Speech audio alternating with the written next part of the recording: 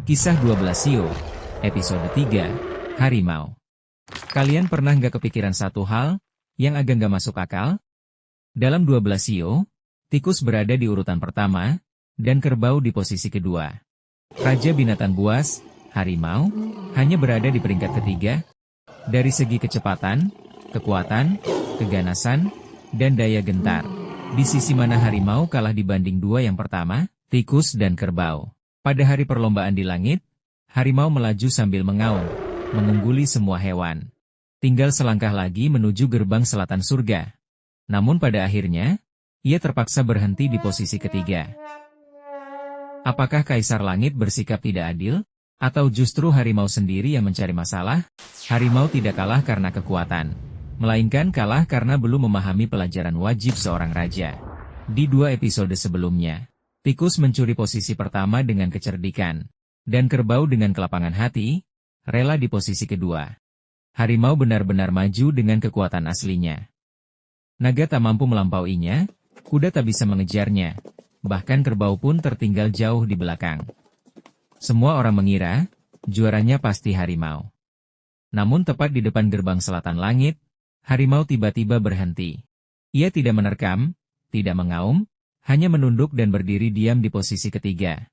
Ini bukan menyerah, ini adalah ujian terakhir dari Kaisar Langit untuk harimau. Kaisar Langit sudah lama mengetahui, harimau adalah raja yang terlahir.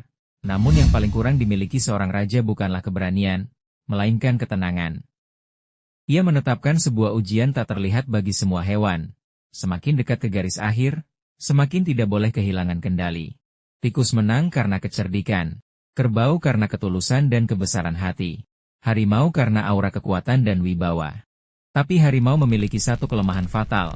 Terlalu tergesa-gesa, terlalu ingin menang, dan terlalu mudah dikuasai emosi. Seekor kelinci menghalangi jalan, harimau hampir saja menamparnya hingga terpental dengan satu cakaran. Begitu monyet membuat kekacauan, harimau langsung meledak marah dan mengaum keras. Bahkan batu di pinggir jalan pun, dihancurkannya hanya dengan satu pukulan. Dia terlalu kuat, sampai tidak bisa mengendalikan emosinya sendiri.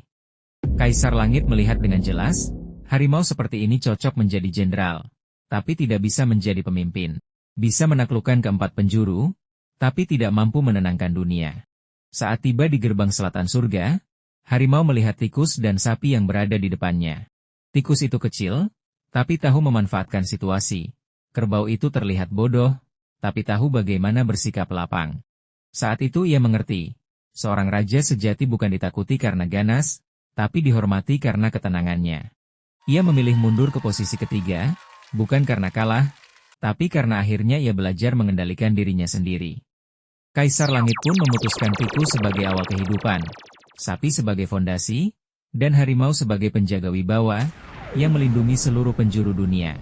Urutan ketiga bukanlah penurunan, tapi justru posisi yang paling sesuai untuknya. Di zaman purba, ketika iblis dan makhluk jahat merajalela, harimau turun ke dunia untuk menjaga keempat penjuru.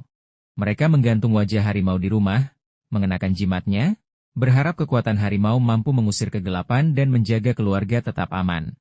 Konon, harimau memiliki 3 pantangan, tidak memangsa anak kecil, tidak memangsa sapi pekerja, dan tidak memangsa hewan yang setia. Ia ganas, tapi punya batas, ia kuat, tapi punya prinsip. Inilah harimau sejati dan berperi kemanusiaan.